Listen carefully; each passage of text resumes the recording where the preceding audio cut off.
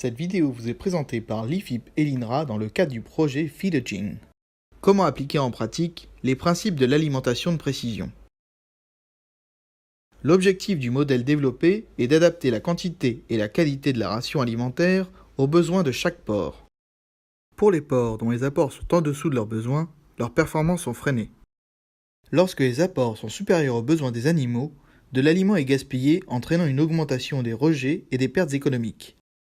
Avec l'alimentation de précision, les apports correspondent aux besoins de chaque animal chaque jour.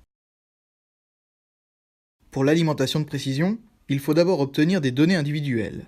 L'identification RFID des porcs est la clé.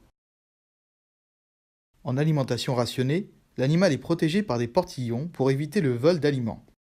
Dans le cas d'une alimentation à volonté, l'automate ne nécessite pas de contention et est donc différent. Un système complet d'élevage est nécessaire pour mettre en œuvre l'alimentation de précision. La salle dispose d'une aire de vie. Le passage par la station de tri donne accès à l'aire d'alimentation, ou à l'aire de tri selon les besoins de l'éleveur.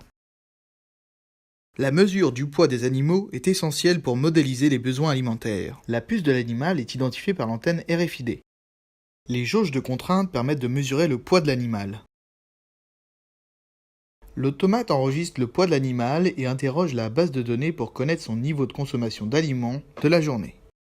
Premier cas, l'animal a consommé sa ration journalière, retour de l'animal dans l'aire de vie.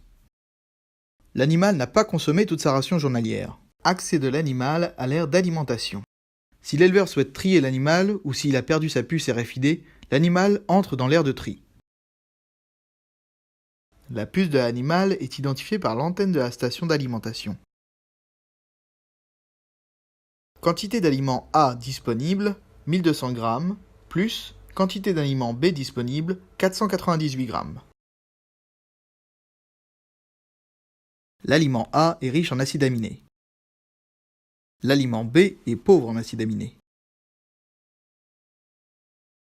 Le modèle permettant une alimentation de précision nécessite 6 étapes. Première étape, acquisition des données. Chaque jour, un fichier récapitulatif s'ajoute à la base de données pour chaque porc. Il faut nettoyer les données pour fiabiliser le modèle. Une fois enregistrées, les données sont nettoyées. Le poids de l'animal 007 32 55 42 pour ce jour est la moyenne des poids restants, c'est-à-dire 72,7 kg. Une fois nettoyées, les données sont complétées si besoin.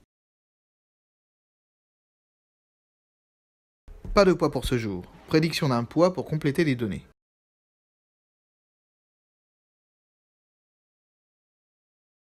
Une fois complété l'historique du porc, une prédiction du poids du lendemain est réalisée. En alimentation à volonté, l'ingéré doit faire l'objet d'une prédiction. Une fois le poids du lendemain prédit, il faut également prédire le gain de poids du lendemain. Le gain est prédit sur une base d'une analyse par régression. À partir du poids et du gain de poids prédit pour le lendemain, la quantité de lysine en grammes par jour est calculée puis convertie en pourcentage d'aliments A et B à distribuer dans la ration.